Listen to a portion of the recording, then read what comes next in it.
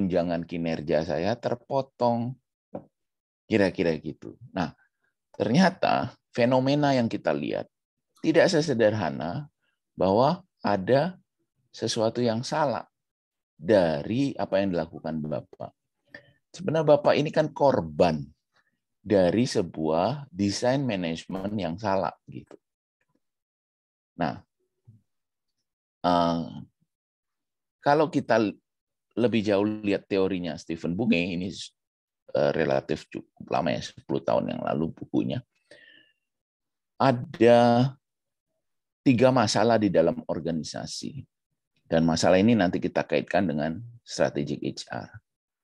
Jadi menurut Stephen Bunge, masalah pertama itulah apa yang kita rencanakan dalam tataran dokumen kerja, rencana kerja.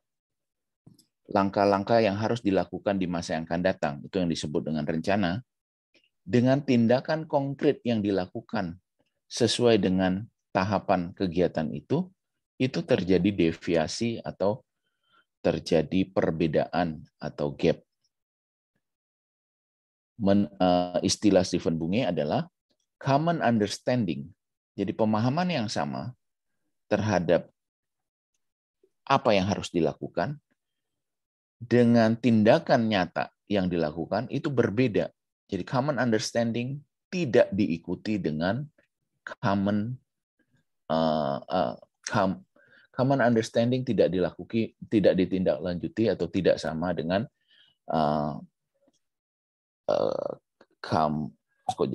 common understanding, common practice ya.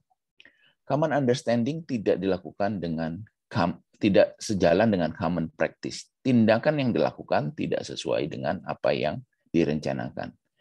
Nah, hal ini bisa macam-macam terjadi. Rencana yang salah, satu. Yang kedua, karena oknum-oknumnya yang tidak mau berubah. Kenapa masih menggunakan cara yang lama? Karena sudah terbiasa, sudah nyaman dengan cara yang lama. Dan kita sudah lihat minggu lalu kan, ketika segala sesuatu berjalan normal dan itu berakhir, nah itulah dimulai titiknya perubahan itu atau masa transisi itu. Nah, banyak orang masih nyaman dengan cara yang lama.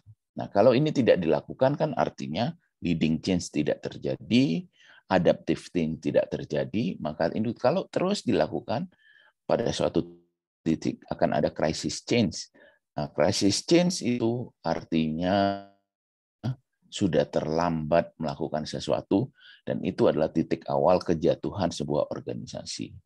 Mungkin kita baca media terakhir-terakhir ini banyak startup ya, perusahaan-perusahaan berbasis digital seperti Netflix, ya seperti apalagi itu, Link aja itu ya, yang ada di Indonesia sudah mulai PHK orang. Kalau kita lihat lebih jauh, ya memang basis profit model mereka ada sesuatu yang salah karena mengintervensi bisnis model itu dengan diskon besar-besaran. Atau kalau kita beli barang online di e-commerce gitu ya, di Shopee, di Tokped, yang kita cari kan free ongkir gitu. Kalau free ongkir, berarti yang bayar operasional pengiriman itu siapa gitu. Kalau 1-2 kali oke. Kalau 1000 pengiriman itu mereka harus kerja bakti, maka itu adalah sesuatu salah dengan bisnis modelnya. Nah, oke. Jadi ada yang tidak sesuai antara apa yang direncanakan dan dilaksanakan. Berikutnya adalah apa yang dilaksanakan dengan akibat yang diinginkan itu ada deviasi atau gap. Ini yang disebut dengan effect gap. Nah, seperti gambar tadi, akibat yang diinginkan dari pekerjaan Bapak ini adalah kan taman-taman di kota ini atau di perumahan ini tumbuh subur, indah, merepresentasikan suatu penataan yang baik, yang teratur di dalam kompleks ini atau di jalan raya ini. Jadi akibatnya adalah tanaman yang tumbuh subur. Nah, tindakan yang dilakukan salah satu adalah menyiram. Jadi ada perbedaan antara akibat yang diinginkan dengan tindakan yang dilakukan. Nah, efek gap inilah yang kemudian seringkali kita berorientasi pada yang penting saya jalankan tugas. Masalahnya berhasil atau enggak, akibat yang diinginkan terjadi atau enggak bukan urusan saya gitu. Nah, yang ketiga adalah knowledge gap antara apa yang kita inginkan dengan apa yang kita rencanakan. Ini ada perbedaan. Makanya waktu COVID terjadi di awal-awal 2 tahun lalu, bulan Maret 2020 begitu, ada kepala daerah mengatakan we don't know what we don't know tadi. Kita tidak tahu apa yang kita tidak tahu. Ya, maka yang lalu semua gelagapan. Tapi sekarang pelan-pelan yang tidak tahu itu sudah mulai jelas apa yang harus dilakukan.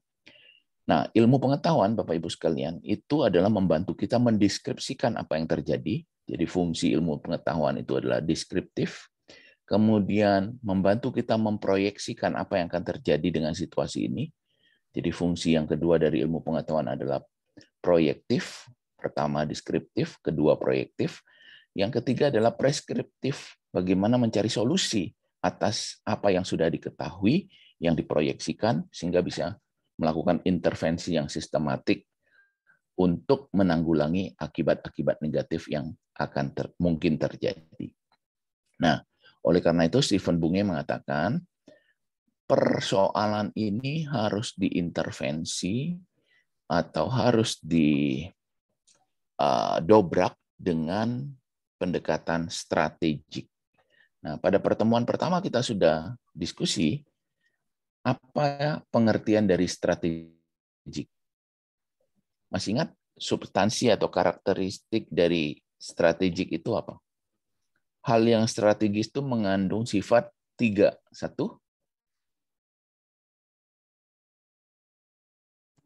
jangka panjang. Jangka panjang. 2,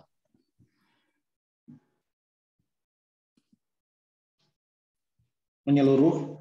Menyeluruh. 3, dan prioritas. Prioritas. Ya. Jadi respon kita terhadap persoalan seperti ini adalah pendekatan yang strategik. Jadi adalah pendekatan yang orientasinya jangka panjang, menyeluruh, dan prioritas. Jadi penanganannya itu penanganan yang mendasar, yang fundamental. Ya, kalau penanganan yang fundamental kita lakukan, maka persoalan ini akan bisa diatasi menurut Stephen Bunge. Nah, sekarang coba kita diskusikan. Apa beda organisasi dan organisasional? Pernah ada yang tahu? Saya mestinya sudah sedikit menyinggung pada waktu filsafat dulu kalau di kelas saya. Sudah belum Bu Erna?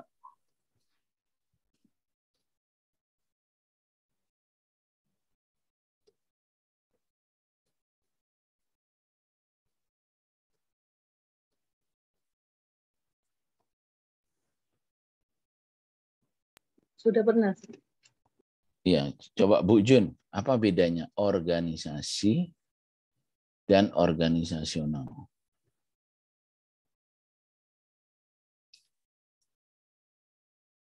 Menurut Ibu aja. Toh Pak Saiful, Bu Erna juga udah lupa dulu waktu dibahas apa. Coba dianalogikan misalnya monumen dengan monumental.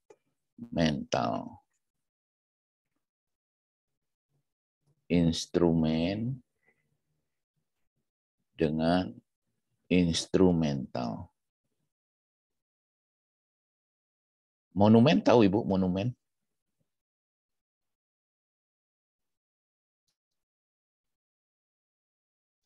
Monumen barangnya. Iya, seperti bentuknya. Iya, wujudnya ya. Bisa Wujudnya. patung, bisa tugu, monumen nasional, Monas. Ya, Tugu Kujang itu yang di Bogor, di Bundaran gitu.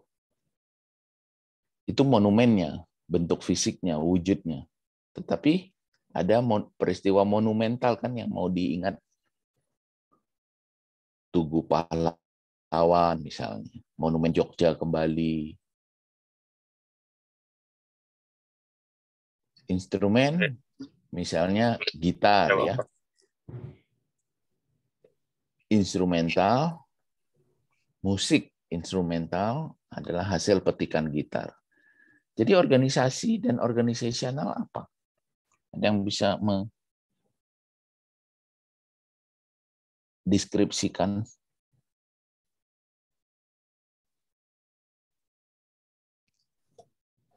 Boleh menjawab, Pak? Mangga. Baik, kalau saya melihat analoginya dari nation dan national ya Pak ya, keduanya memang sama-sama sumber daya. Kalau saya melihat dari perspektif sumber daya, nation itu memang dia terlihat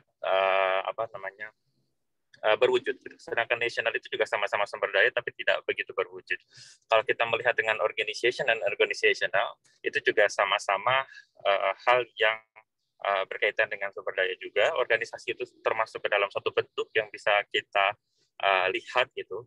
Sedangkan organizational itu adalah sifatnya atau hal-hal yang tidak berwujud tapi juga sama-sama penting dalam hal itu. Satu punya wujudnya, dua nggak punya wujudnya. Satu kelihatan, dua nggak kelihatan. Oke, ada yang mau menjelaskan lain? Oke, boleh coba Pak Dokter ini Pak Dokter. Enggak, Pak Herman.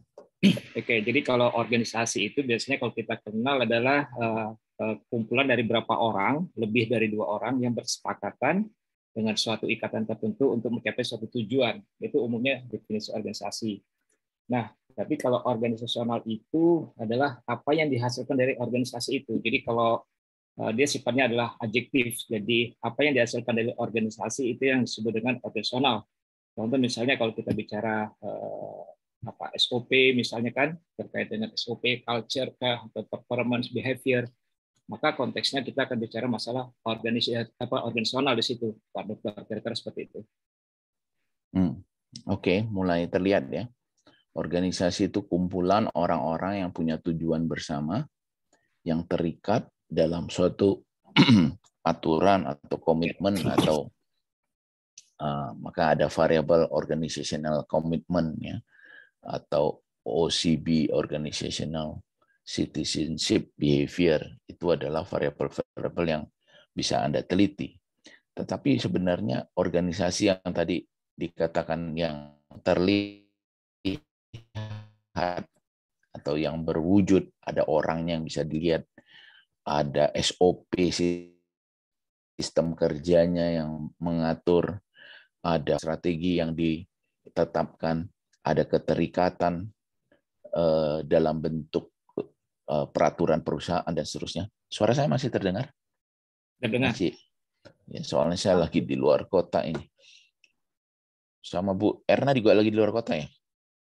Iya Pak Dokter, lagi di Yogyakarta. Ya, berarti kita dekat ini Bu.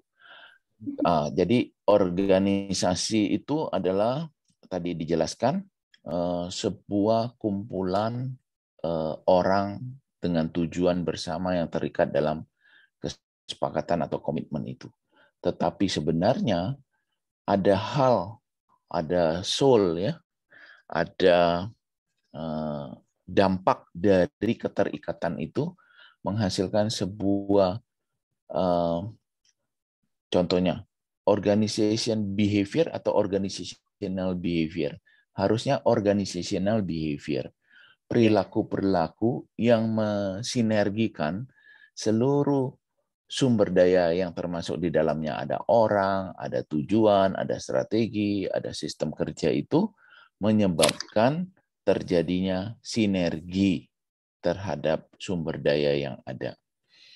Jadi sinergi itu ada. Jadi kalau kita bisa mengatakan organizational ini adalah outcome dari organisasi. Sama seperti monumen itu memang hanya wujud fisiknya, tetapi monumental adalah peristiwa. Dampak dari monumen itu, orang akan mengingat suatu peristiwa yang penting untuk dikenang, ada semangat juang yang mau dipelihara dalam atau apa itu patung atau tugu untuk mengingat jasa-jasa pahlawan misalnya, untuk mengingat prinsip-prinsip perjuangan yang pernah dilakukan oleh peristiwa yang diperingati itu.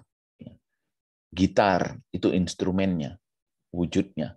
Tetapi ketika instrumen itu dipetik oleh musisi yang baik dengan partitur lagu yang baik, maka akan menghasilkan dampak dari gitar itu akan menghasilkan musik instrumental yang sangat indah, yang sangat menggugah hati dan seterusnya.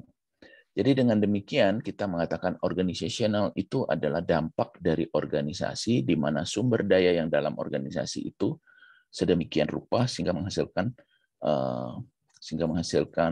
hal-hal yang sinergi, hal-hal yang mengakibatkan seluruh sumber daya itu tergerak kepada satu tujuan yang sama. Rasanya kita sudah melihat itu dalam pertemuan yang lalu. Misalnya di dalam teori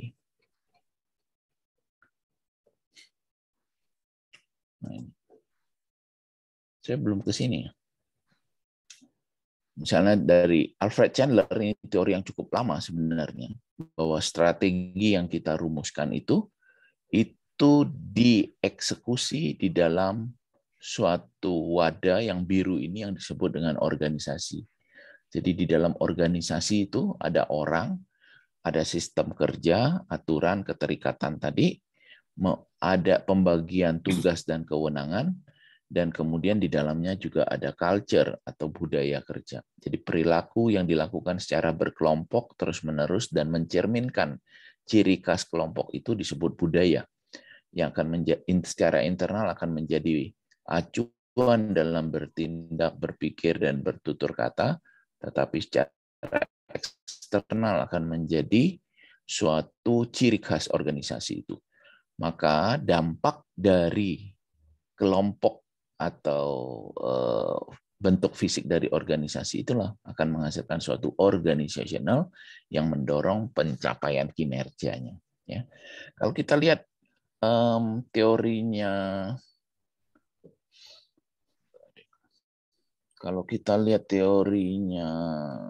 Drucker juga akan bicara yang sama. Jadi Peter Drucker mengatakan fundamental management itu adalah mendorong sumber daya manusia mencapai kinerja melalui common goal. Itu identik dengan visi, misi, strategi.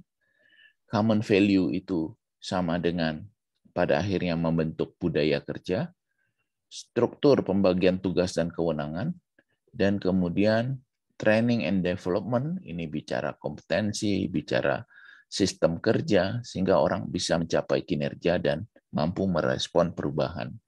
Jadi kalau kita lihat, ternyata ada kesamaan sintesis teori yang dikatakan Peter Drucker ini dengan apa yang disampaikan oleh Alfred Chandler ini. Gitu. Organizational itu adalah suatu wadah tempat manajemen terjadi, dan organisasi ini adalah objek, salah satu tugas yang harus dikelola oleh fungsi HR. Jadi kalau kita pakai framework-nya Dave Urich,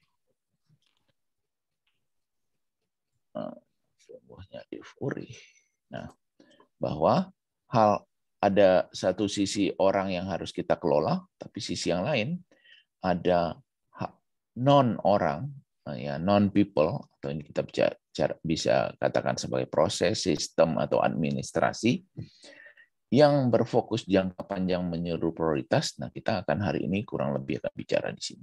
Gitu. Nah, artinya organisasi yang kita kelola sebagai sebuah objek untuk mencapai tujuan jangka panjang menyeru dan prioritas dari suatu instansi, maka itu adalah fungsi HR untuk menjadi business partner, atau dalam bahasa Dave Urich disebut sebagai strategic partner. Oke, sebelumnya mungkin saya ada terlewat ya. Coba kita mundur sedikit, kita bicara supaya saya ingin pastikan Anda sudah memahami konsep bedanya kepemimpinan dan manajemen apa yang mendasari.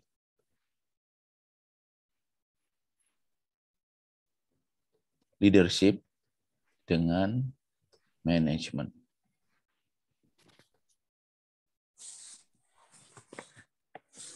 Kalau kepemimpinan itu lebih kepada orangnya, kalau manajemen lebih pada sistemnya. Oke. Orang ini sistem. Oke. Ada lagi pendapat? Saya mungkin Pak Martin. Ya. Mohon maaf dari tadi suara saya tidak keluar padahal saya menjawab pertanyaan Bapak tadi. Baik, untuk kepemimpinan mungkin lebih ke bagaimana seseorang cara memimpinnya. Nah, di manajemen ini adalah di dalamnya itu adalah isinya mengatur, baik itu bagaimana si pemimpin mengatur menggunakan cara kepemimpinannya seperti itu. Manajemen mengatur, kalau memimpin nggak ngatur. Lebih ke gaya memimpinnya begitu mungkin Pak Martin. Nah, gaya memimpin tuh mengatur nggak? Ya, betul. Ya, kalau manajemen ngatur tadi kan? Iya, bedanya kalau manajemen lebih secara general mungkin ya. Kalau kepemimpinan tadi kita bicaranya hanya ruang lingkup di kepemimpinan saja. Ya, manajemen juga bicara manajerial saja.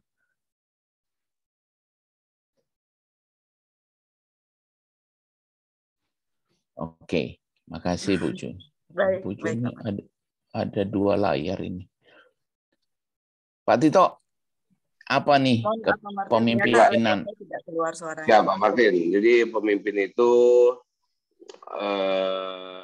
ya tadi disampaikan bahwa itu adalah orang, Pak. Terus manajemen itu aturan yang untuk mencapai suatu tujuan. Jadi pemimpin mengatur secara manajemen gitu, Pak. Pakai manajemen mengatur cara memimpin itu ya mengatur secara manajemen aturan-aturan untuk mencapai suatu tujuan. Bisa nggak pemimpin itu bertindak tanpa manajemen? Bisa, tapi nanti tidak terarah. Tidak terarah. Bisa kan? Suka-suka dia ya dia pemimpin kok misalnya. Iya, bisa. Tapi raja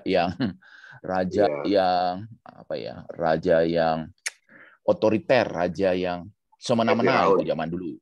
Firaun ya. Kan pemimpin itu. Bisa, Pak Martin. Tapi ya tidak terarah gitu, Pak Martin. Oke. Bisa nggak seorang manajer itu bukan seorang pemimpin? Sangat bisa. Sangat bisa. Ya. Jadi kan ini 2 hal yang berbeda kan? Ya. Nah, pertanyaannya bagaimana kita memahami hakikat perbedaan ini? Ya. Mungkin saya bisa menambahkan Pak Martin. Ya. Ya, menurut saya kalau pemimpin itu dia lebih fokus menetapkan tujuan dan arah dari organisasi tersebut gitu. Bagaimana seorang pemimpin itu memotivasi dan mempengaruhi anggota timnya. Nah, beda dengan manajer. Kalau manajer itu merencanakan organisasi, bagaimana untuk mencapai tujuan yang telah ditetapkan oleh seorang pemimpin.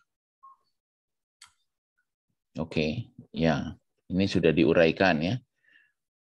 Menetapkan tujuan itu kan istilah lain dari visi, betul? Memotivasi tadi. Ya, betul. Sudah mulai lihat perbedaannya, teman-teman yang lain? Bu Erna? Iya, kalau pemimpin atau leader itu mungkin lebih ke arah visioner ya, Pak Dokter ya. Sementara untuk yang manajemen itu merencanakan dari visi misi tersebut itu. Tambahannya itu sih. Sama-sama untuk mencapai tujuan juga sih. Visi misi urusan pemimpin atau manajemen? Manajemen. Oh, di sini? Iya. Bertentangan dong dengan di sebelah kanan nih yang manajer. Iya. Bertentangan dengan pendapatnya Bu Nanda tadi. Kalau kepemimpinan yang leadership itu lebih ke visionernya, jadi harus mempunyai tadi ya tujuan juga sama, cuman tidak merencanakan tujuan tersebut gitu. Jadi menjalankan, kalau menurut saya seperti itu Pak Dokter. Yang menjalankan pemimpin atau manajemen? Sebenarnya dua-duanya, yang satunya merencanakan dari visi misi tersebut dan menjalankan, yang kedua pemimpin ini yang visionernya, jadi sama ya, menjalankan juga gitu, sama-sama sih sebenarnya secara Izin Pak Martin, Ya. tambahin lagi. Jadi manajemen itu tadi visi misi dan lain-lain. Jadi kesimpulan itu aturan dan yang untuk dijalankan seorang pemimpin untuk mencapai suatu tujuan.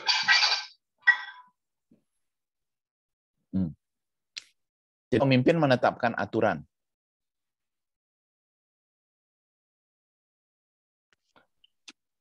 Manajemen tidak punya aturan. Punya aturan. Kalau Izin sama kan menambahkan, artinya Pak. Ya tidak ada perbedaan. Silakan Pak Herman. Oke.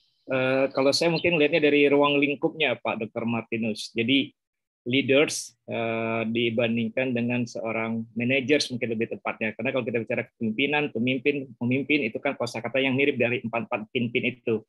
Jadi kalau konteksnya leaders itu lebih kepada ruang lingkupnya, bagaimana dia memastikan bahwa seluruh organisasi itu bisa bersama-sama dengan seluruh karyawannya dalam mencapai kesuksesan. Artinya kalau kita bicara sukses ini, bagaimana dia bicara visi dan misi gitu. Nah, tapi kalau dia seorang manajer, maka dia lebih fokus kepada pemastian pencapaian serangkaian tujuan yang telah ditetapkan tadi dalam kelompok atau timnya. Bisa saja kita bicara by divisi dan sebagainya, maka itu pasti akan bicara di level managers itu, manajemen seperti itu. Oke.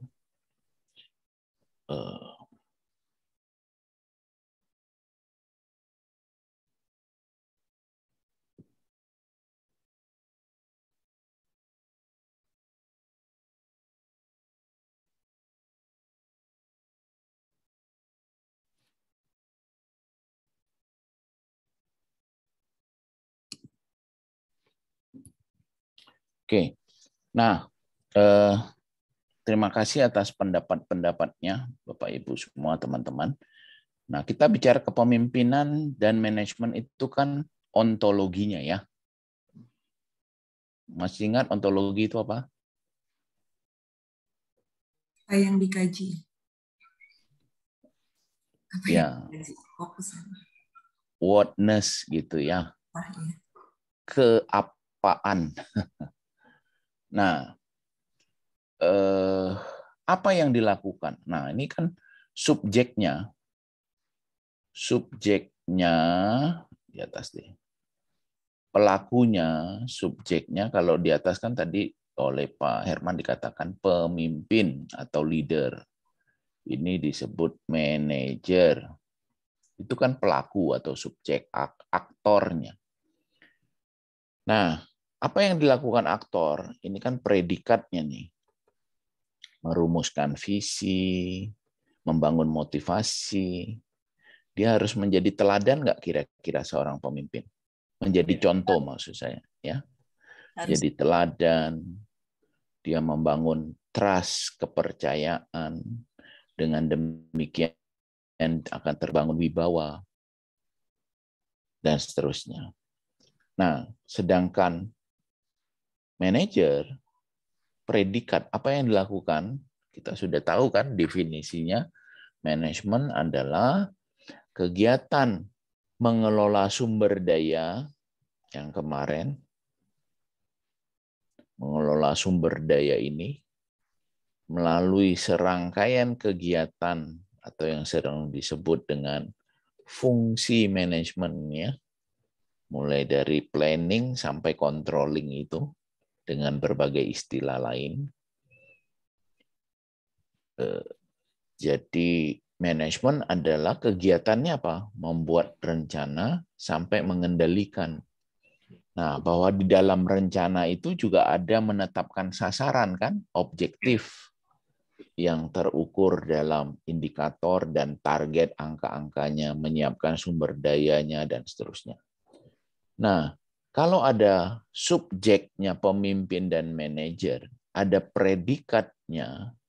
Nah, tadi oleh Mas Saiful dikatakan objeknya.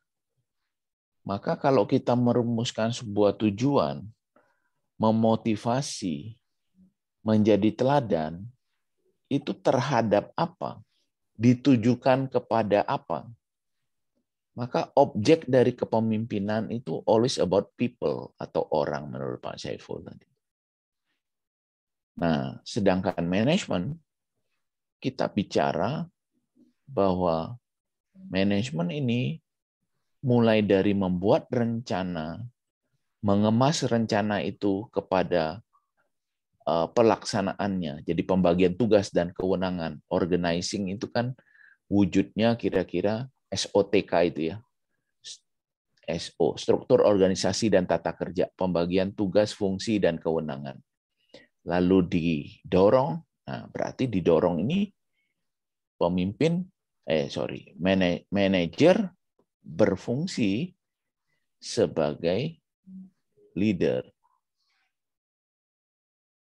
Dia menggerakkan sumber daya termasuk orang yang sudah direncanakan itu untuk menjalankan semua tahapan dan titik-titik yang sudah direncanakan, dan itu yang menjadi objek pengendalian.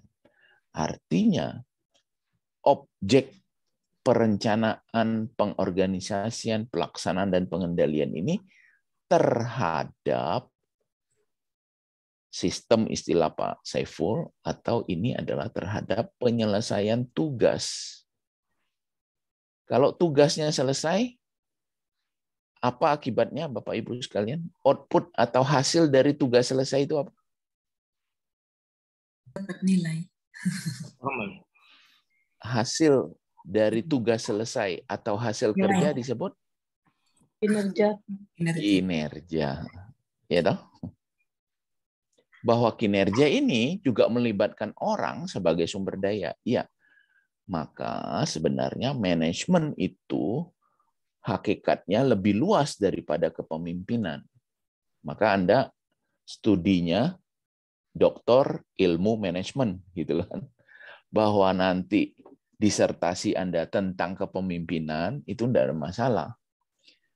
Karena di dalam manajemen bicara juga bagaimana peran dari kepemimpinan terutama pada fungsi pelaksanaan itu tadi dijelaskan kan, yang membuat sumber daya lain itu berjalan efektif adalah karena sumber daya manusianya. Nah, jadi dengan demikian sering dikatakan pemimpin ini do the right, melakukan hal yang benar. Kenapa? Karena kalau kita melakukan hal-hal yang benar, maka objek orang itu, nah ini kalau kita masuk teologi sedikit, di dalam setiap manusia itu ada kesamaan. Apa kesamaannya? Mencari yang benar, mencari yang baik, gitu kan? Jadi kalau hal yang benar itu kita dorong, hal yang baik itu kita dorong, maka itu akan diaminin oleh orang lain, gitu. Sama-sama mencari kebenaran dan kebaikan. Tetapi kalau yang kita dorong itu kepentingan kelompok, biasanya nanti akan bertabrakan dengan kepentingan kelompok lain, gitu. Ya. Jadi kebaikan itu sifatnya universal, kebenaran itu sifatnya universal. Nah, kalau di sini oleh Peter Drucker, juga dikutip oleh Warren Bennis, di sini adalah do the things-nya. Right, the things right. Ya, jadi ini melakukan hal-hal terkait pekerjaan. Di sini melakukan hal yang benar di mata orang lain, gitu. Maka tinggal kita tambahkan kan, do the right things. Do the things right. Tapi hakikatnya adalah kita melakukan banyak hal supaya pekerjaannya tuntas. Namanya kinerja terjadi. Kita melakukan hal yang benar di mata orang lain sehingga termotivasilah orang itu, atau orang itu mau mengikuti kita, mau mempercayai kita, atau mau melakukan apa yang kita minta kepada mereka. Jadi per definisi, secara konseptual, kalau manajemen kita sudah bicara kemarin, adalah aktivitas yang menggerakkan atau mengelola sumber daya secara efisien untuk menghasilkan kinerja secara efektif melalui kegiatan perencanaan sampai pengendalian. Itu definisi konseptual dari manajemen kan. Sedangkan definisi konseptual dari kepemimpinan adalah kegiatan yang dilakukan seseorang untuk menggerakkan orang lain melakukan apa yang kita inginkan. Ya. Nah, dengan demikian, tapi saya nggak akan masuk ke sini karena ini mata kuliah HR ya, nanti di sini organizational behavior akan masuk. Tapi menurut saya ini penting kita kalibrasi dulu sama-sama. Nah, sehingga sintesisnya dari dua ini adalah get things done through other people, gitu. Menyelesaikan seluruh tugas dan tanggung jawab kita melalui orang lain. Jadi kalau ditanya, mana yang lebih penting, manajemen atau kepemimpinan? Secara sederhana kita bisa katakan, that is a wrong question, Pak. Kalau ditanya, mana yang lebih penting, kepemimpinan atau manajemen? Nah, berani nggak kalau ujian disertasi, ada penguji tanya, mana yang lebih penting, manajemen atau kepemimpinan? Lalu Anda jawab, mohon maaf, Prof, that is a wrong question. Ya, harus berani. Berani itu maksud saya tentu dengan sopan ya, menunjukkan bahwa Anda bisa menjelaskan secara objektif dan argumentatif apa yang Anda yakini. Soal keliru itu nanti kan bagian dari proses pembelajaran. Tetapi poinnya yang ingin saya katakan adalah bahwa manajemen itu konteksnya lebih luas karena kita bicara kinerja. Tapi kalau harus dipaksakan, mana yang lebih penting? Manajemen ini adalah mencapai kinerja. Dan kinerja itu di dalam konteks manajemen adalah segala-galanya. Nah, salah satu cara untuk mencapai kinerja adalah bagaimana kita menggerakkan orang lain. Nah, jadi untuk mencapai kinerja, kita perlu kepemimpinan. Terutama bagi yang mereka mempunyai level atau tugas tanggung jawab atau jabatan yang semakin tinggi. Semakin rendah posisi seseorang kan dia fokus pada penyelesaian tugas terhadap dirinya sendiri. Ya contohnya seperti saya dosen ya, saya menyiapkan bahan sendiri, saya mengajar sendiri, saya menilai hasil kerja mahasiswa sendiri, saya melaporkan nilai ke prodi sendiri gitu. Tetapi Kaprodi ya dia harus bekerja melalui dosen-dosen itu kan. Artinya kepemimpinan Kaprodi itu menjadi sangat terasa dibanding dosen. Naik lagi dekan. Oh, dekan perlu kepemimpinan yang lebih tinggi lagi. Yang lebih maksud saya yang lebih intensif lagi. Kenapa? Karena dia harus bekerja melalui Kaprodi dan dekan melalui Kaprodi itu harus menggerakkan dosen-dosen untuk bekerja sesuai dengan visi yang dia rumuskan. Apalagi rektor kan kira-kira gitu.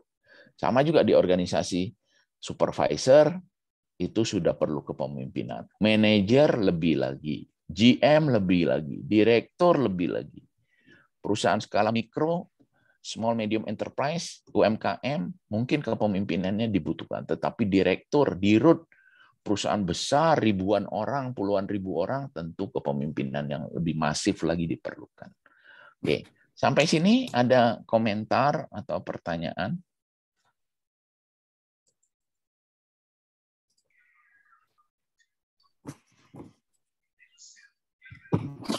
Ya, saya mau bertanya dan komentar, Bapak Martinus. Ya. Saya tertarik yang mungkin ini sudah ke arah leadership ya. tadi kan ada pertanyaan apakah penting leadership atau manager gitu ya. Tapi ketika kalau menurut asumsi saya itu kalau misalnya ditanya seperti itu ya Pak Dokter ya, Pak Martinus, itu menurut saya lebih penting leadership karena saya pernah melihat suatu organisasi di mana ganti-ganti leadership itu menentukan arah tujuan, nanti ke bawah-bawahnya itu suka berubah. Nah itu apa argumen saya. Nah yang saya tanyakan Pak Martinus, saya masih walaupun ini sudah slide berganti, tapi saya masih fokus yang tadi di awal kuliah ya, dari gambar Pak Martinus tampilkan, bagaimana ya yang ini, karena itu ternyata out the box saya nggak berpikir itu hujan, saya berpikirnya sama kayak Bu Ernan dan Pak Herman, itu gak ada pengaruh air, karena kan di situ nggak ada tulisan hujan gitu ya, deskripsi hujan gitu. Nah, tapi saya tertarik dengan gambar ini ketika kita misalnya di posisi HRD gitu ya, ini kan fenomena yang ini hanya gambaran, tapi ini fenomena yang benar-benar ada di lapangan. Di mana kita sebagai contoh, kita sebagai manajer operasional, dan kita pastinya punya bawahan ya karyawan-karyawan yang harus kita nilai gitu ya.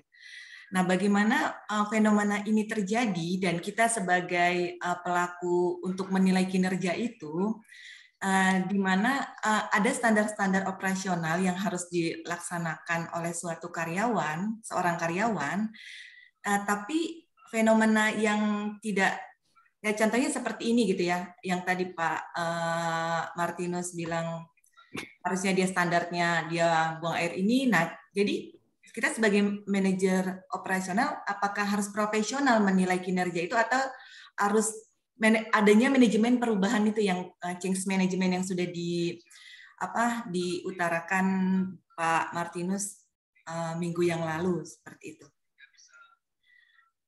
Seperti itu, dan di fenomenanya lagi misalnya kita sebagai karyawan ini kan untuk manajemen perubahan juga, karena ini terutama di lingkungan kami gitu, misalnya kita manajer operasional terkait libur, misalnya kita ada tunjangan ya, kita misalnya seminggu dapat tunjangan kehadiran. Nah, kalau hari libur ada memang suatu perusahaan yang menerapkan sudah berubah gitu, kalau hari libur ya tetap dihitung. Nah, tapi kalau misalnya libur ya tetap nggak dihitung. Nah, itu fenomena-fenomena itu yang memang terjadi di lapangan gitu, Pak Martinus. Mungkin saran dan masukan terkait ini gitu. Iya, Bu. Pertama tadi pertanyaan tentang leadership lebih penting, bisa saja karena Ibu Nanda melihat dari sudut pandang atasan gitu. Kalau kita atau sudut pandang investor ya, shareholder. Jadi kalau kita lihat dari top down, seperti persoalan negara gitu ya,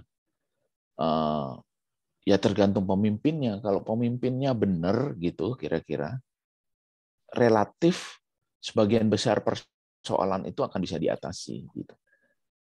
Jadi kalau kita lihat pemimpin Pak lebih penting, dan pemimpin ini lebih strategis nih, karena hal yang paling mendasar jangka panjang menyeluruh prioritas itu ada pada konteks leadership-nya. Bagaimana seorang pemimpin mendobrak, menggerakkan orang lain menjadi contoh teladan ya.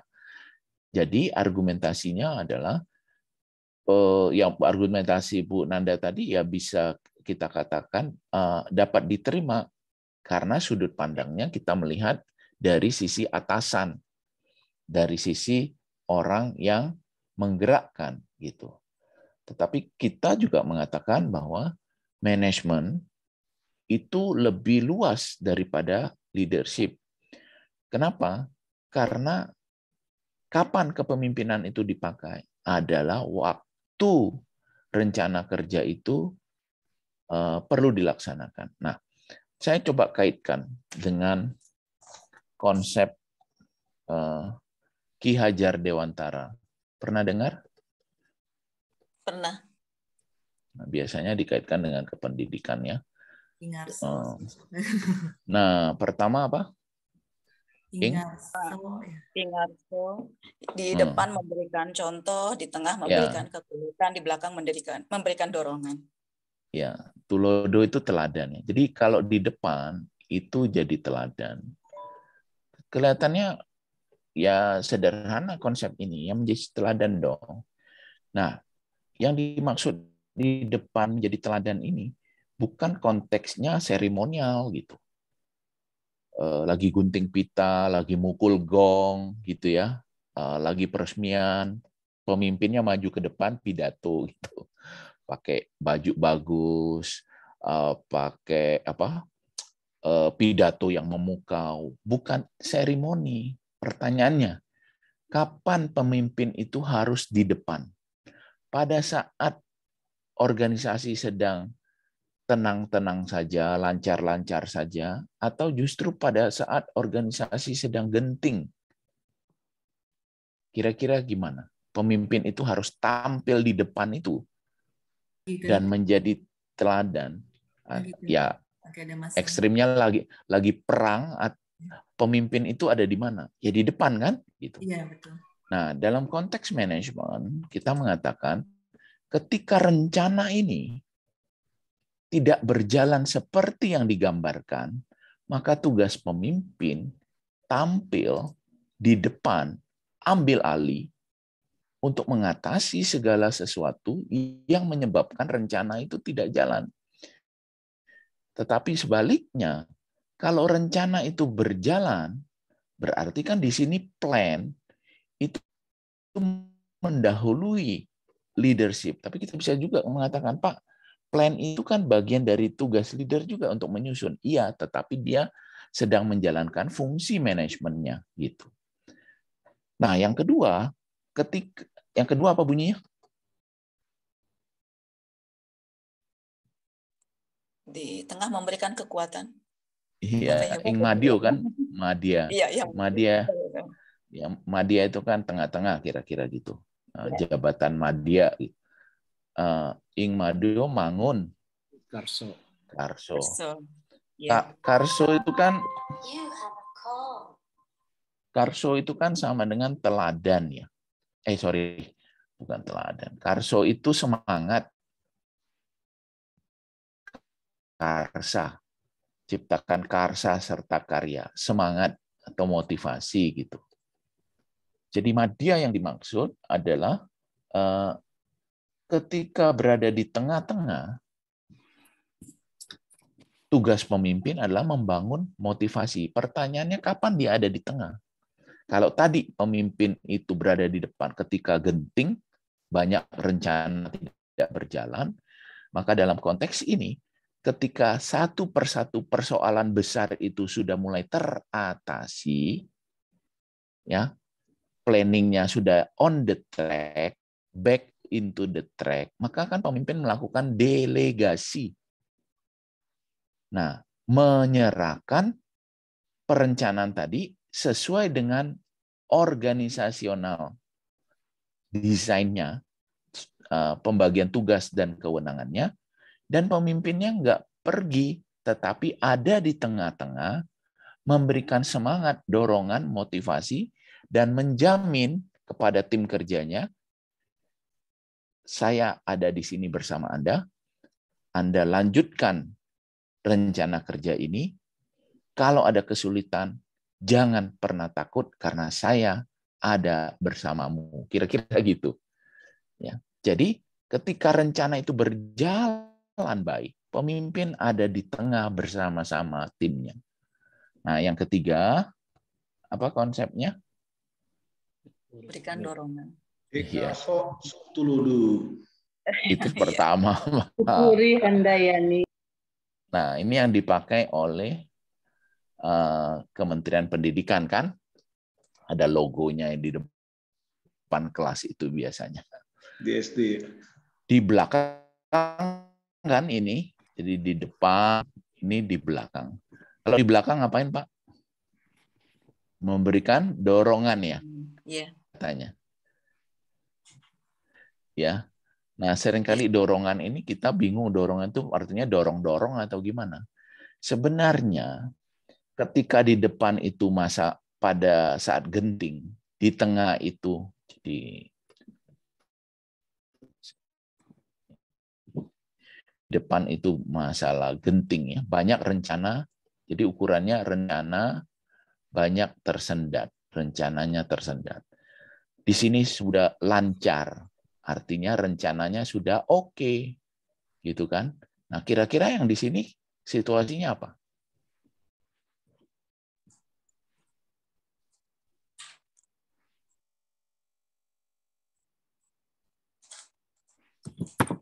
Setelah oke, kira-kira apa?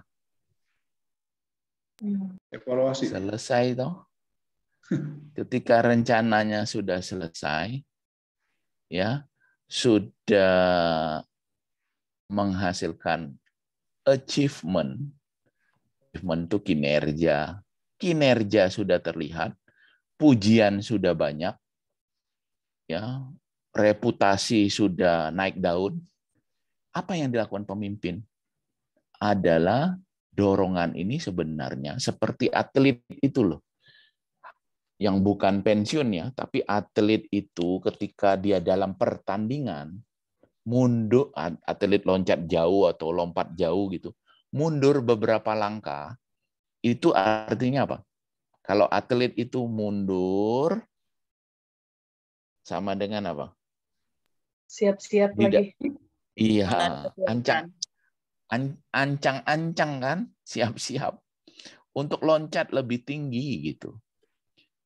Jadi, kalau kita sebagai manajer sudah menyelesaikan semua rencana ini dengan baik, kinerjanya sudah mendapatkan pujian, apa yang kita lakukan? Kita menyiapkan diri kita untuk tugas yang lebih besar. Apa yang dilakukan? Salah satunya kuliah S3 ini kan. Anda kuliah S3 ini capek-capek itu ngapain? Buang waktu, tenaga, biaya. Karena Anda sedang melakukan Tut Wuri Handayani. Nah, tidak mungkin Anda berada di pekerjaan lagi kacau balau, Anda kuliah kan nggak mungkin.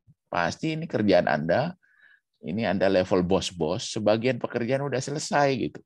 Anda punya waktu, tenaga, pikiran yang Anda lakukan sebagai Tut Wuri Handayani, yaitu mendelegasikan. Jadi dorongan ini sebenarnya adalah memberikan tugas tanggung jawab itu kepada orang lain, bawahan kita, untuk mereka kita bina, apakah istilahnya coaching atau mentoring atau apapun istilah itu, untuk bisa meneruskan pekerjaan yang sudah pernah kita selesaikan. Nah, kita kemana? Kita menyiapkan tanggung jawab yang lebih tinggi. Nah, dalam konteks seremoni tadi, ini kan terbalik ya. Kalau lagi banyak demo, lagi banyak masalah, pemimpinnya hilang. Suruh anak buah ngadepin di depan. Tapi kalau lagi gunting pita, dia maju. Gunting pita itu kan pekerjaannya selesai gitu. Maka kita sekarang harus mendobrak. Ini kan filosofi asli Indonesia ya. Seringkali kalau saya di project consultant itu selesai, selalu saya minta penyerahan proyek itu oleh manajer proyeknya. Walaupun saya misalnya adalah pemimpin di organisasi itu, saya hanya mengatakan terima kasih Pak, selanjutnya saya minta teman yang menjadi project manager untuk menerima misalnya apakah itu sertifikat, apakah itu ucapan terima kasih, atau apapun. Nah, itu sebagai suatu wujud bahwa ini adalah hasil pekerjaan tim saya. Gitu. Kitanya kemana? Menyiapkan hal yang lebih tinggi lagi. Nah, dalam konteks itu, maka pertanyaan yang kedua dari Bu Nanda tadi, persoalan gambar ini bukan hanya persoalan operasional. Ada hal-hal yang lebih fundamental harus kita lihat. Nah, itu yang mau saya ajak hari ini sebenarnya. Jadi kalau pemimpin itu bicara visi sampai strategi yang substansinya jangka panjang menyeluruh prioritas, maka manajemen itu bicara eksekusinya gitu. Nah, jadi apa yang dilakukan divisi operasional, apa yang dilakukan divisi keuangan, apa yang dilakukan divisi HRD, adalah menerjemahkan hal-hal besar yang ada dalam konteks instansi itu. Jadi, sebagai HR, kita menyiapkan sumber daya manusia, menyiapkan sistem performance management, KPI yang tadi itu, menyiapkan succession planning, menyiapkan kompetensi, termasuk job description-nya, termasuk SOP-nya semua. Itu adalah sebagai suatu respon dari strategi organisasi atau instansinya gitu. Jadi kalau kita lihat di sini tadi, visi misi strategi dari organisasi yang kita terjemahkan menjadi level eksekusi gitu. Nah, sampai di sini kira-kira menjawab nggak, Bu Nanda? Sehingga HR itu harus bicara bisnis partner. HR itu dalam konteks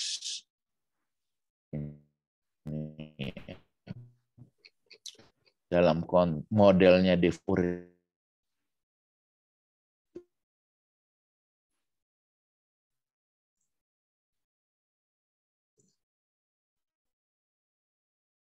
HR itu selang kita. Bu Nanda, ada respon? Ya, sangat jelas sekali Bapak Martinus. Ya, jadi ini yang gambar yang tadi itu sangat jelas ya antara leadership dan manager.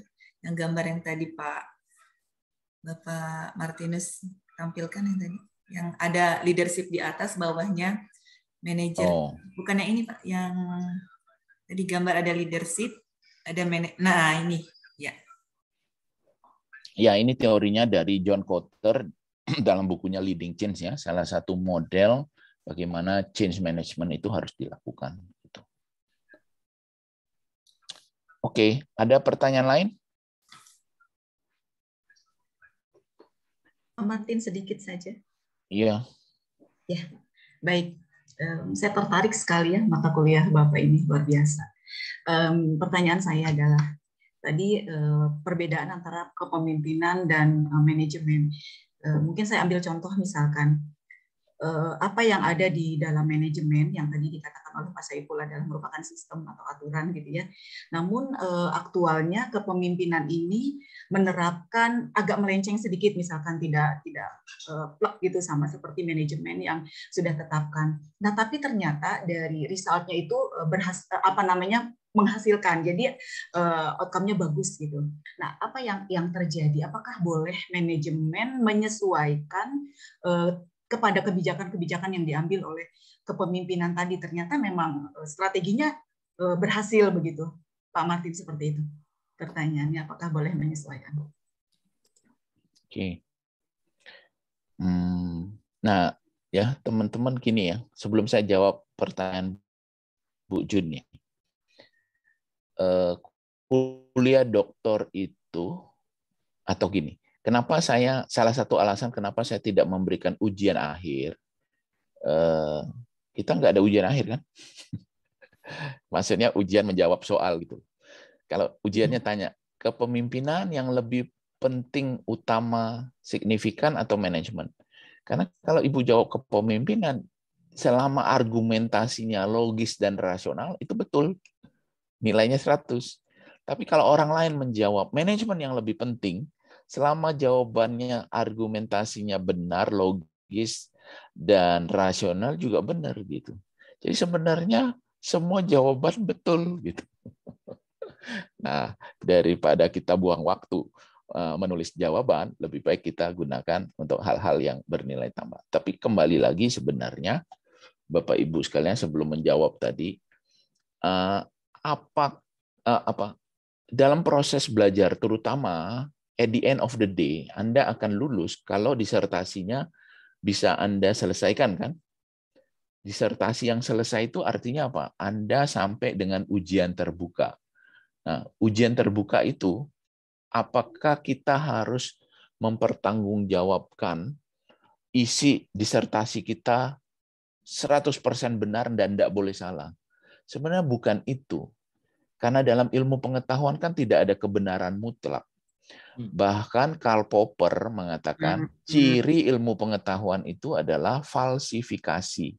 Jadi ketika ada kelemahannya, dan kelemahan itu kemudian menjadi keterbatasan penelitian kita, maka itulah yang disebut research gap untuk orang lain pada kesempatan berikut melakukan penelitian lanjutan. Dan pada penelitian lanjutan itu ada novelty baru dari peneliti selanjutnya untuk mengungkapkan celah pengetahuan yang belum terungkap pada penelitian kita sebelumnya, gitu. Jadi dalam disertasi, terutama di dalam S3 ini, seluruh mata kuliah ini adalah mengantarkan kita supaya pada waktu nanti disertasi itu ada ujian, mulai dari ujian judul, ujian hasil, ujian tertutup, ujian terbuka, yang diminta dari kita adalah pertanggungjawaban rasional. Apa itu? Sebuah sikap terbuka terhadap segala pertanyaan dan sanggahan, dan tindakan kita yang dapat mempertahankannya secara argumentatif dan objektif, sehingga dapat dipahami mengapa kita menulis seperti itu secara intersubjektif. Bahwa itu kurang benar, tidak tepat, itu nomor 2. Nah, kalau memang ternyata kurang benar, kurang tepat, ya kita mengalami proses pembelajaran di situ, gitu. Jadi jangan takut soal benar atau salah, gitu. Nah, oke. Karena dalam teori kebenaran, kalau Anda ingat filsafat, itu juga macam-macam. Kebenaran itu ada kebenaran performatif, ada kebenaran konsensus, ada kebenaran korespondensi, macam-macam juga. Nah, kembali ke pertanyaan Bu Jun, hampir saya lupa apa yang ditanyakan tadi. Adalah perbedaan ini gimana Bu Jun? Coba bisa ulangi. Baik. Jadi tadi kepemimpinan dan manajemen ini, kepemimpinan mengambil kebijakan mungkin yang sedikit melenceng dari apa yang sudah ditetapkan di dalam sistem manajemen tadi, namun ternyata sangat efektif gitu ya dilihat dari resultnya. Nah, apakah manajemen ini juga boleh gitu dalam artian menyesuaikan ternyata dengan kebijakan kepemimpinan tadi, begitu Pak? Ya, good point. Yes, Pak. Mohon maaf. Maka dalam hal ini, makanya tadi saya ngomong gitu ya, sebenarnya ketika kita banyak diskusi seperti ini, semakin banyak konsep-konsep yang kita bisa serap dari proses pembelajaran ini. Jadi bukan satu arah dijelaskan satu-satu. Jadi Anda tidak setuju, Anda bantah saya, lalu kita diskusi. Ya, ada hal yang rasanya kok tidak kurang rasional, kita coba elaborasi gitu. Nah, ini yang disebut dengan intellectual emancipation. Dosen yang baik menurut Jack Rancière itu adalah dosen yang tidak tahu apa-apa gitu. Nah, karena ada istilah every student is a good teacher in a class ya. Nah, kita memahami dua term Ibu, dua istilah. Ada intended strategy dan ada emergent strategy. Nah, ini saya ingin jelaskan soal penyesuaian-penyesuaian dalam konteks strategi. Nah, kita tahu bahwa strategi itu kita bicara konteks jangka panjang menyeluruh prioritas. Salah satu wujudnya misalnya kita tulis di dalam Renstra 2023 sampai 2027 misalnya. Dokumen. Nah, kapan kita menyusun Renstra ini? Katakanlah Renstra ini disusun pada sekarang nih, Mei sampai Desember 2022, itu kita menyusun Renstra 2023-2027. Artinya, substansi hal-hal jangka panjang menyeluruh prioritas yang mau kita lakukan di tahun 2023 sampai 2027, itu kita gunakan data berdasarkan data tahun 2022. Maka hal-hal yang harus kita lakukan itu adalah hal-hal yang sifatnya proyeksi. Betul enggak? Artinya per data tahun ini kita proyeksikan nanti kita akan melakukan A, B, C, D, E, F, G, H yang menyeluruh dan prioritas. Tetapi pada waktu nih present ya, present itu saat ini itu kan selalu dilihat sebagai, kalau ini waktu, ini disebut dengan masa lalu yang merupakan retention dan masa yang akan datang merupakan protension. Jadi sesaat sebelum saat ini itu kan akan menjadi masa lalu. Ini past. Sesaat setelah hari ini, sesaat setelah detik ini, maka itu akan disebut future kan, sebagai protension. Dan ini kan akan berjalan, framing ini itu kan akan berjalan terus kan, gitu. Pada waktu jam 8 tadi 00 kita mulai, itu kan sudah jadi retention kita kan, sudah jadi kenangan masa lalu, termasuk mantan gitu. Nanti jam 10 kuliah kita selesai, itu kan nanti itu kan akan jadi protension yang kita harapkan gitu. Ngikutin ya sampai sekarang. Nah, jadi Renstra 2023-2007 yang kita susun berdasarkan data sebelumnya, data retention untuk sudut pandang 2023, itu disebut dengan intended strategy. Intended dari kata intention, niat. Ya. Jadi niat kita, apa yang mau kita lakukan di masa yang akan datang, berdasarkan data tahun itu, disebut intended strategy. Nah, sekarang, ketika jatuh tempo Januari 23 itu sudah kita masuki sebagai sebuah present, waktunya sudah tiba, Januari masuk, Februari, Maret, April, 2023 lewat, masuk 2024, 2025. Kira-kira data retention-nya itu berubah enggak? Terupdate enggak, Bu? Ada hal-hal baru enggak yang akan terjadi di tahun 2003-2024 nanti? Ada hal-hal baru. Ada hal-hal baru. Misalnya, ada, semoga enggak terjadi ya, amin-amin. Ada COVID jilid 4, jilid 5, gitu. Atau COVID-nya hilang sama sekali. Lalu Elon Musk jadi bikin pabriknya di Jawa Tengah misalnya. Lalu ada pemilu 2024, presidennya siapa gitu. Kan banyak hal-hal yang berubah. Nah, disitulah Bu, kita perlu emergent strategi ini. Jadi strategi itu perlu di-update gitu. Jadi kalau orang mengatakan strategi itu, ada buku apa, strategic management is dead gitu, kematian dari sebuah manajemen strategi. Nah, dia tidak memahami dua konteks ini, bahwa strategi itu bukan kitab suci sekali dibuat final gitu, tapi strategi itu adalah yang dibuat ya, itu namanya intended strategy.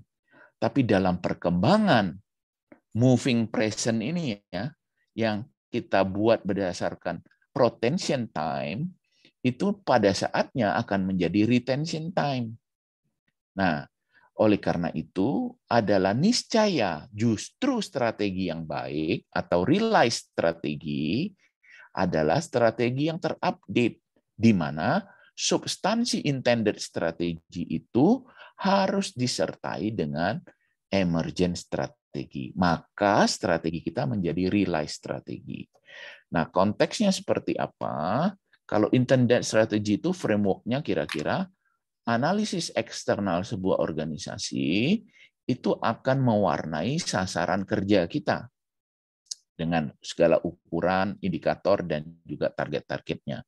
Nah, inilah yang merupakan cara termasuk misi ya, what business we are in, atau core business kita itu bidang apa, itu dimasukkan ke dalam strategi ini. Lalu itulah yang dijalankan di level operasional. Taktik ini sama dengan level operasional. Nah, sedangkan emergent strategi framework-nya adalah situasi terupdate saat itu nanti akan mewarnai operasional kita. Nah, operasional yang terupdate ini akan merevisi strategi yang ada sehingga ada perubahan. Mungkin sasarannya berubah, mungkin indikatornya berubah, mungkin targetnya berubah. Ya, kalau situasinya menguntungkan, targetnya kan dinaikkan. Kalau situasinya tidak menguntungkan, kan mungkin ada revisi target, dikecilkan gitu. Dan itu nanti akan melihat ada peluang-peluang barukah yang perlu kita merevisi core bisnis kita. Ya, perusahaan ekspansi, perusahaan merger, perusahaan diversifikasi, macam-macam itu. Nah, jadi kalau ditanya apakah sebuah strategi perlu dilakukan update atau revisi? Yes, jawabannya bagian dari ini. Menjawab, Bu Jun? Sangat menjawab, Pak Martin. Terima kasih. Oke. Baik. Nah, kita masuk sampai mana ya? Nah, saya singgung sedikit Bapak Ibu semua terkait tadi. Sudah pernah baca buku Bernard Bass tentang transformational leadership? Ya, seorang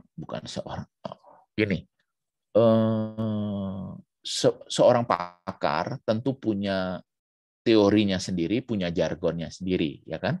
Nanti pakar lain hasil penelitian dia juga punya jargonnya sendiri, punya retorikanya sendiri gitu.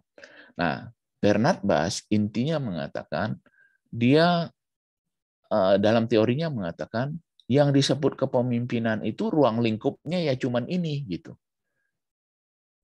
Mulai dari laissez-faire itu kan gaya kepemimpinan yang bebas ya, liberal gitu. Semua orang bisa melakukan semua hal tanpa memperdulikan orang lain gitu. Lalu ada management by exception, lalu ada reward and punishment. Nah, semua yang ada di area ini dalam konteks menggerakkan orang lain disebut transaksional gitu. Nah, kita lihat ada dimensi aktif dan pasif yang horizontal. Jadi laissez-faire itu lebih pasif, pemimpinnya ya karep mulah gitu. Terserah Anda ya,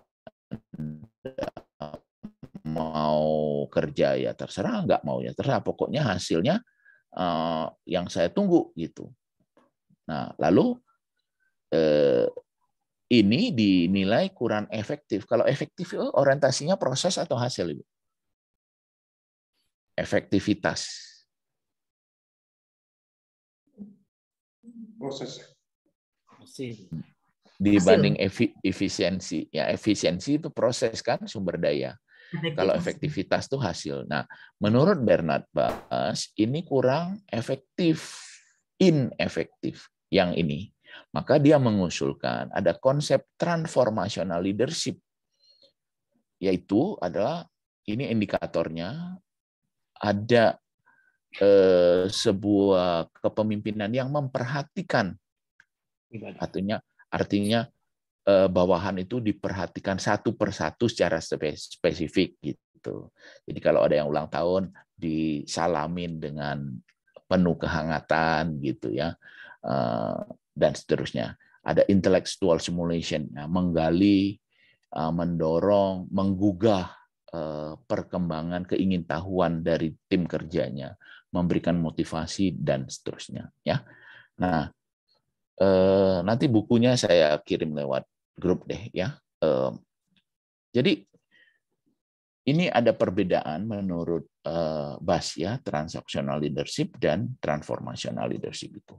Tapi poinnya adalah ini teorinya Bass. Kalau ditanya, Pak, kan ada istilah visioner, visionary leadership itu di mana? berarti itu bukan teorinya Bas.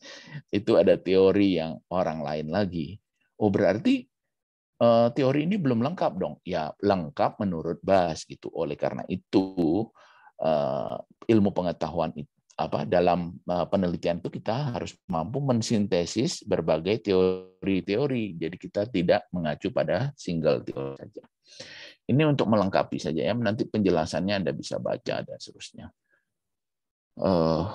Ini bisa jadi Bisa jadi variabel penelitian Anda. Oke, saya lewati tentang kepemimpinan. Ada pertanyaan? Enggak ya? Kalau ada interupsi saja Bapak Ibu. Mau tanya dong, Pak? Ya, Mas Saiful. Kaitan dengan kepemimpinan dan organisasional tadi.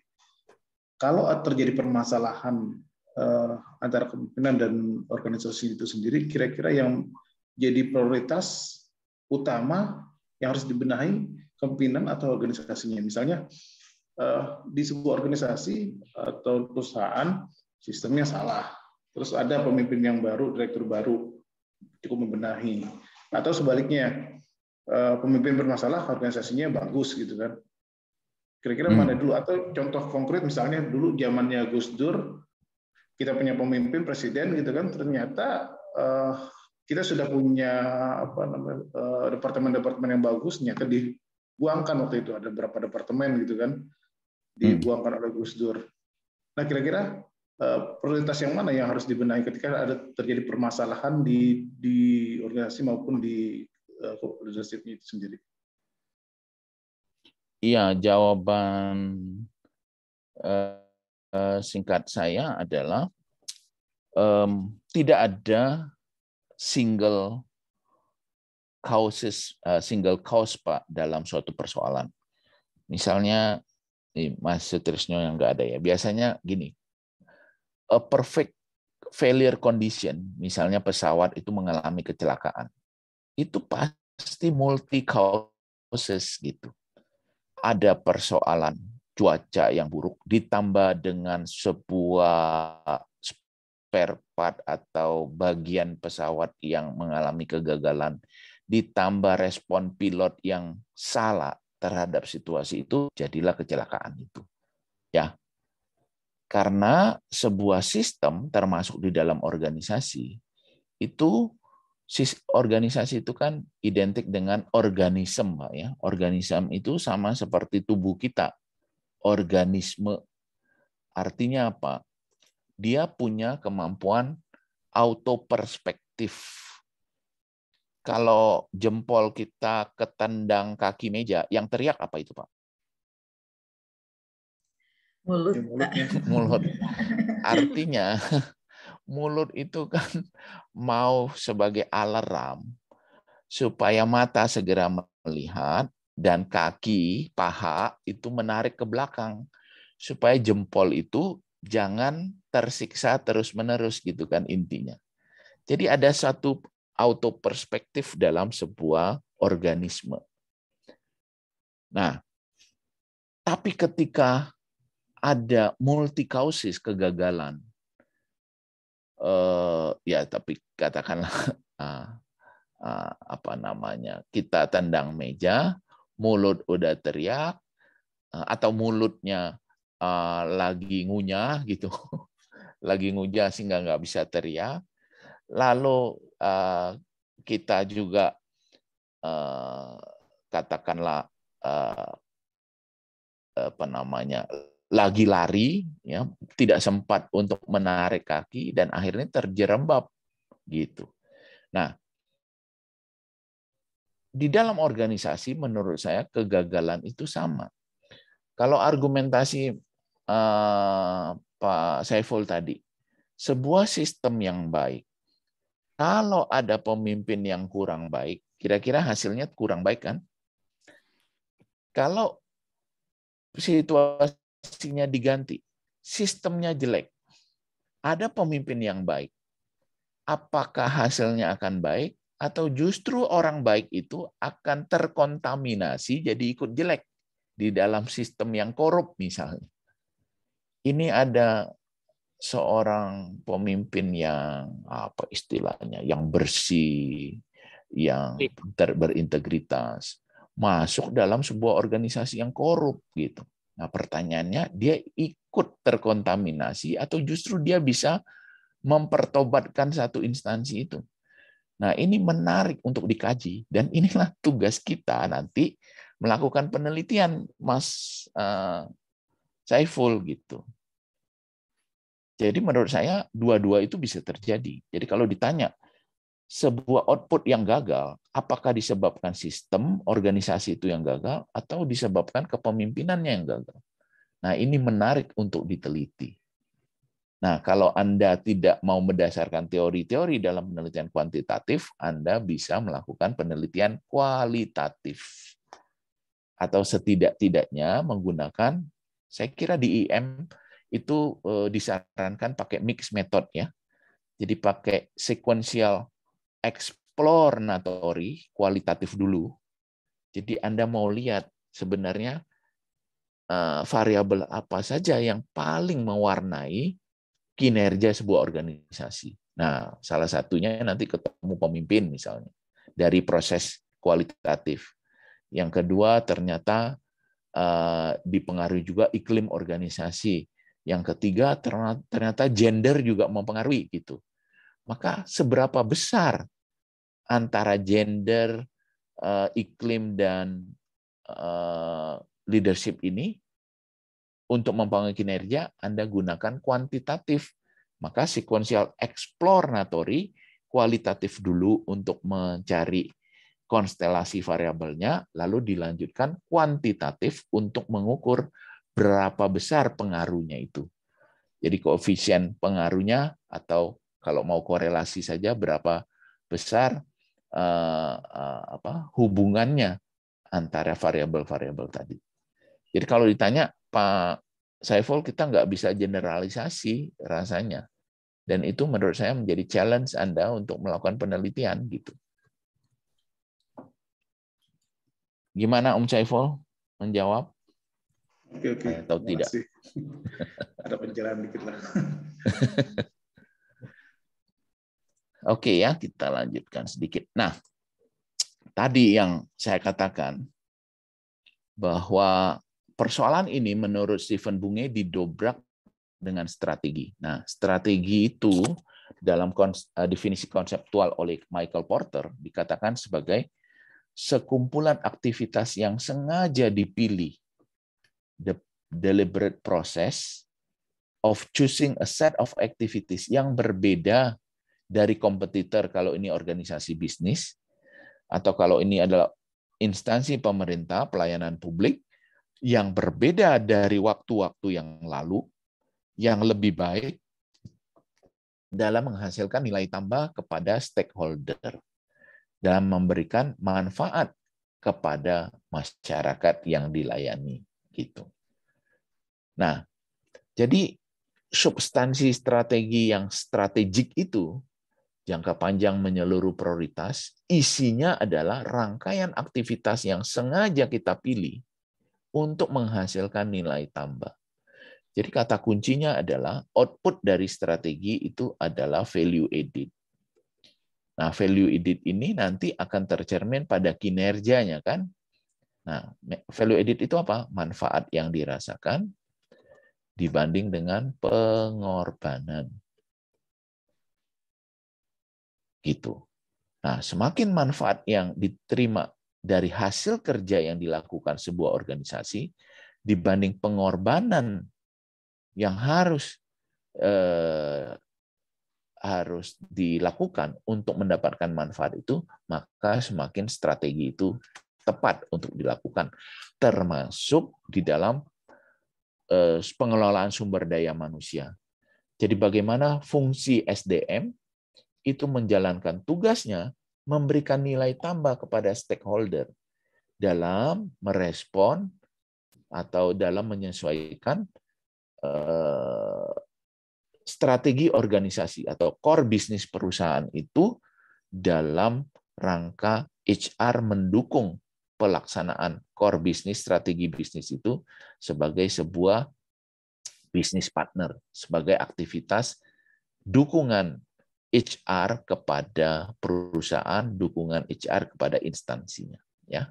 Nah, di dalam strategi, kata kuncinya adalah external opportunities itu harus kita selaraskan dengan internal capabilities gitu. Jadi sumber daya yang ada di dalam organisasi termasuk sumber daya manusia harus kita selaraskan atau perlu kita selaraskan dengan peluang yang mau kita tangkap. Nah, peluang ini sebagai bentuk negasi itu adalah ancaman. Jadi kalau kita bilang analisis SWOT itu sebenarnya kan di sini. Strength weakness kita di dalam sebuah organisasi dikaitkan dengan threat and opportunity-nya gitu. Nah, sinergi atau keselarasan dari apa yang kita punya di dalam organisasi untuk melangkap peluang yang ada di dalam industri, itulah strategi. Nah, dalam teori yang lama, strategi itu pilihannya ini.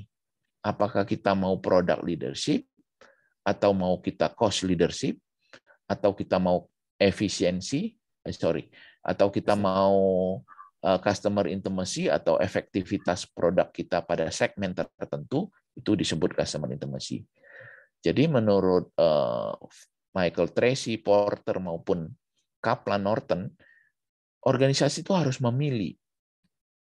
Contohnya Toyota itu adalah memilih operational excellence. Produk Yaris misalnya dibanding Jazz itu pasti lebih murah Yaris. Jadi dengan tipe sejenis mobil-mobil Toyota lebih murah, lebih low cost maintenance, spare part-nya lebih murah. Tetapi Honda menggunakan product leadership. Untuk tipe yang sama, mobil Honda akan lebih canggih, feature-feature-nya akan lebih banyak. Misalnya dashboard-nya digital, speedometer-nya, lalu ada di setirnya ada untuk perpindahan gigi, lalu joknya elektrik, macam-macam lah gitu. Yang tidak ditemukan di Toyota. Toh banyak yang suka dengan mobil Honda karena kecanggihan fitur-fitur dan teknologinya, tetapi harus bayar mahal. Dan ada juga yang suka dengan Toyota karena efisiensinya. Nah, lalu untuk customer intimacy contohnya apa? Starbucks misalnya. Jualan kopi, tetapi ada segmen tertentu yang dia tuju. Levi's jualan jeans pada segmen-segmen tertentu gitu. Nah, sehingga secara umum strategi bagi organisasi itu harus pilih satu. Apakah dia mau efisiensi, apakah dia mau inovasi menghasilkan produk-produk yang unggul, atau melahirkan sebuah produk yang efektif pada segmen tertentu. Nah, poinnya adalah menurut teori ini, perusahaan itu harus pilih salah satu. Contoh Honda, dia pilih produk leadership-nya, produk-produk Honda lebih unggul dari mobil-mobil merek lain. Atau Wuling juga pilihnya ini, ya, tetapi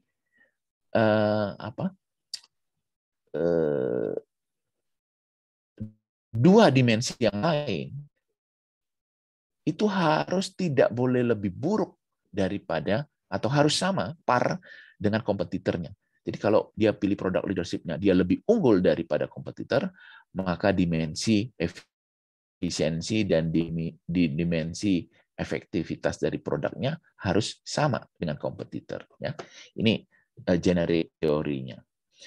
Nah, kalau strategi itu sudah dirumuskan sedemikian rupa, tetapi tidak dieksekusi, menurut Kaplan dan Norton, ini sama dengan omong doang.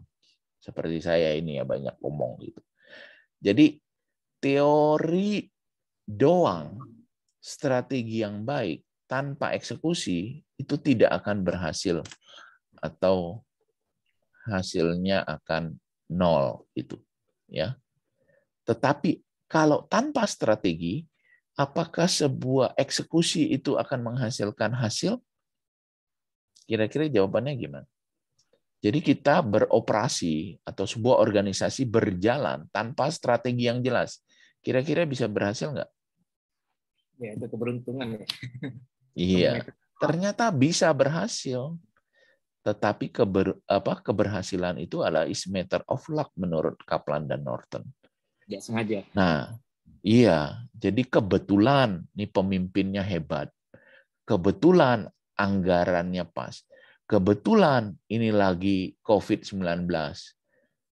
Misalnya beberapa waktu yang lalu selama COVID, DKI Jakarta itu kan dapat penghargaan di bidang transportasi ya, Pemda DKI itu dapat penghargaan di bidang transportasi. Ya karena lagi COVID, lagi sepi kan. Tapi belakangan setelah PPKM-nya hilang, macetnya luar biasa. Maka sekarang ganjil genapnya ditambah tuh di Jakarta gitu. Nah, artinya apa? Suksesnya yang kemarin itu kebetulan gitu.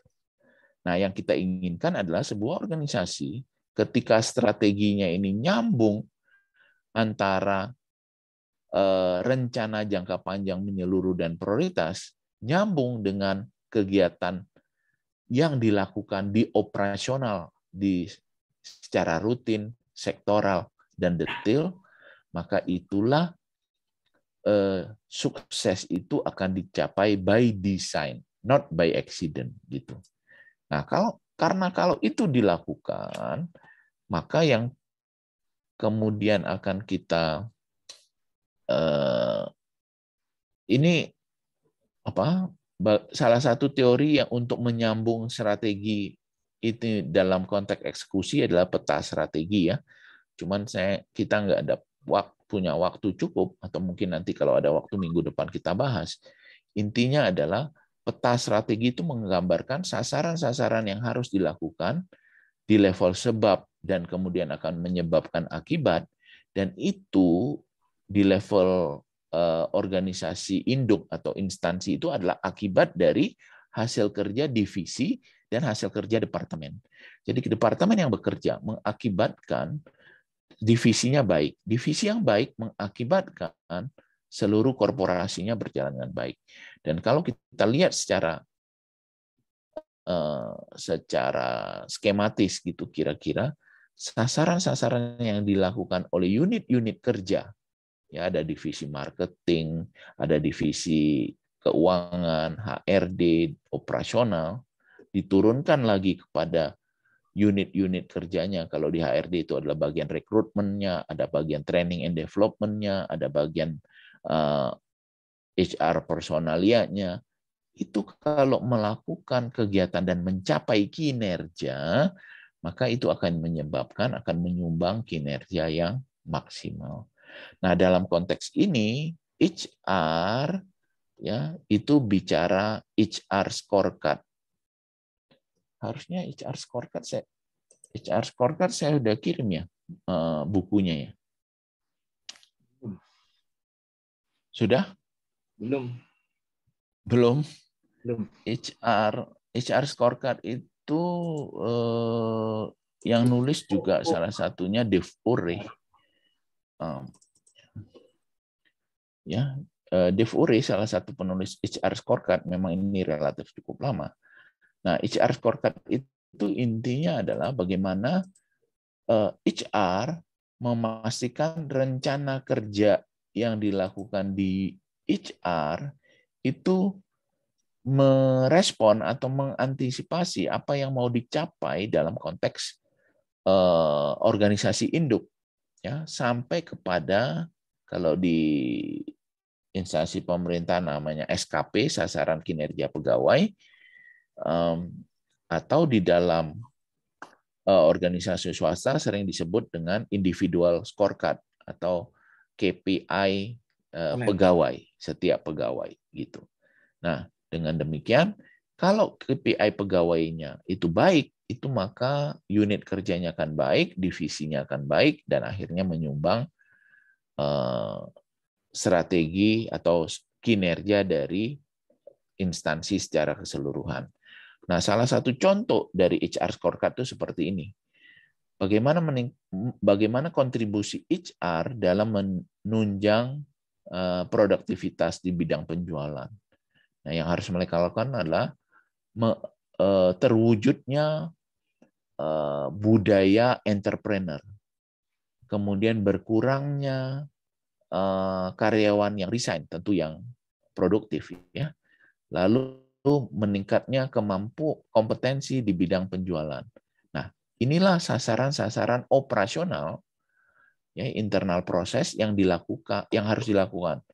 Efektivitas rekrutmen untuk mencari talent, kemudian membuat performance based motivation system, insentif yang baik, lalu pelayanan HR yang baik sehingga semua orang betah dan mengurangi resign-nya karyawan, implementasi budaya menjual sehingga akan meningkatkan budaya kerja itu, dan semua itu dilakukan dengan sistem manajemen berbasis ISO.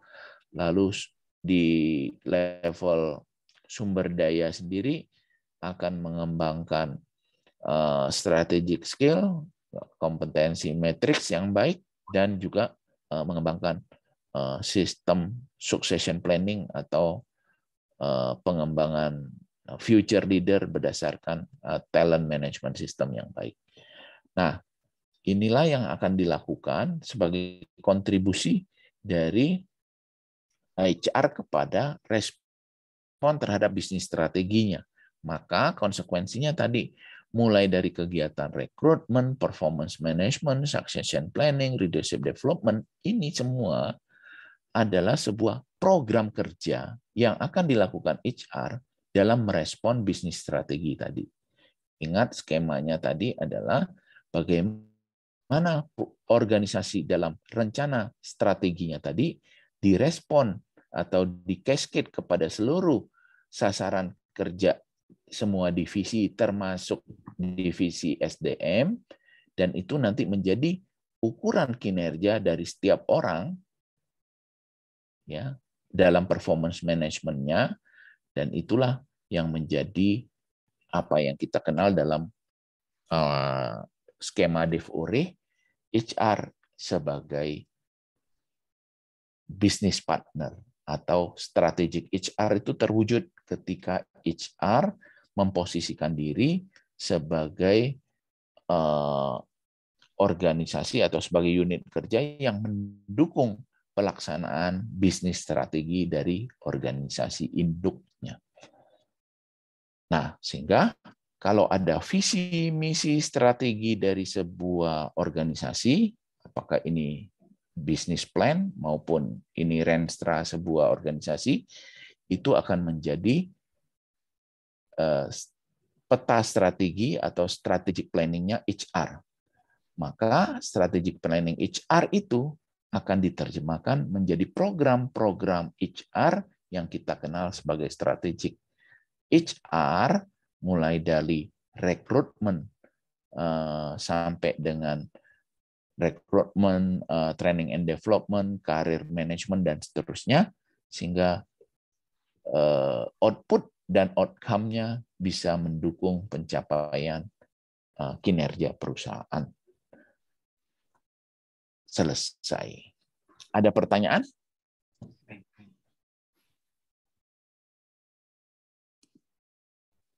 Nah, jadi hari ini Bapak Ibu sekalian kita kurang lebih berdiskusi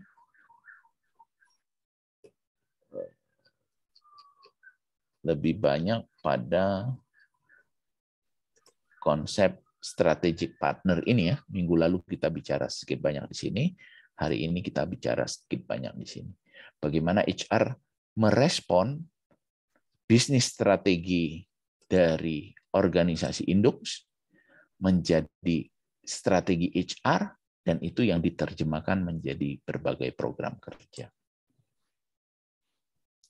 Berarti HR adalah strategic partner atau business partner dari sebuah core bisnis perusahaan atau sebuah instansi.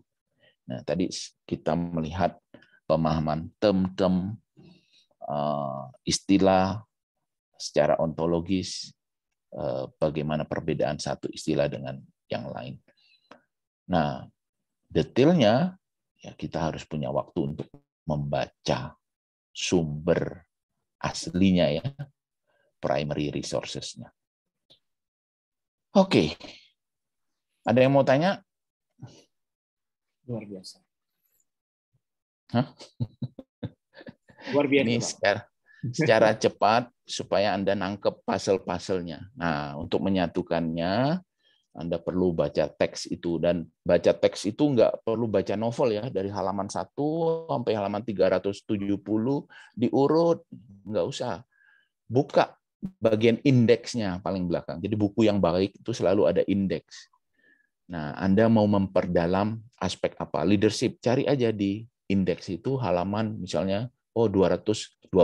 Buka 212 sampai 234. Nah, di situ dibaca di stabilo gitu. Satu buku selesai. Buku kedua buka indeksnya halaman 87 sampai dengan 93 dibaca di stabilo. Dapat 2 buku. Buku ketiga, buku keempat, buku 5. Begitu caranya ya.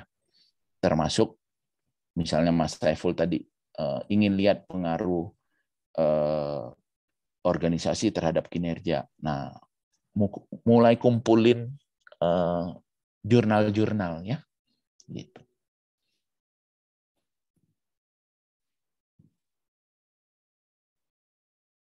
Sudah absen di LMS? Sudah bisa belum? Tidak bisa. Tidak bisa.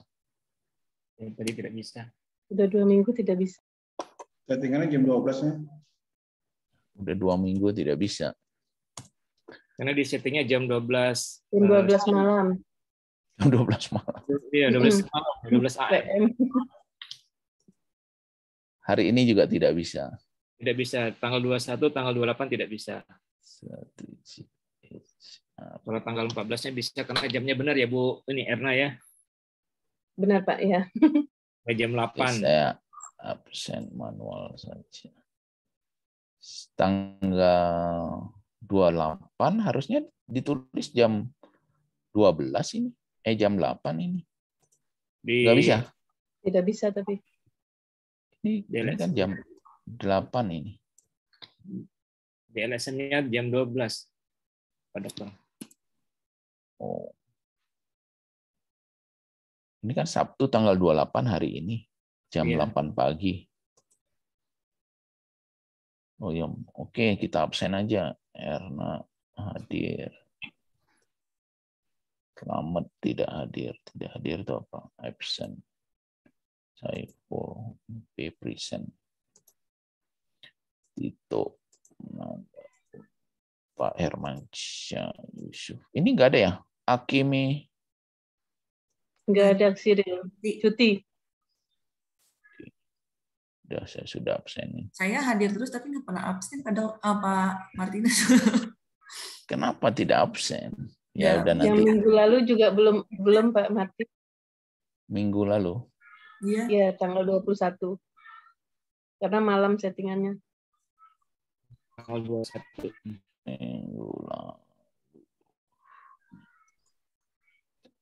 Minggu lalu 28 ini. Tanggal 21.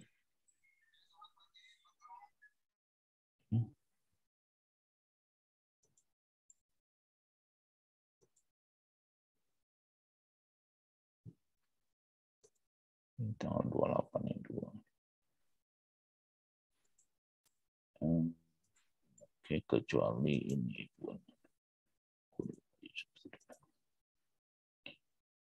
Oke, nanti saya beresin dah. Ya. Sama yang pertama juga saya belum absen, Pak. Ya. Oke. Baik, saya kira itu dulu ya untuk hari ini. Nanti slide-nya saya kirim sama buku Bernard Bass tentang leadership dan HR scorecard nanti saya kirim di grup. Terima kasih Pak Dokter. Terima kasih. Sampai jumpa minggu depan. Terima kasih.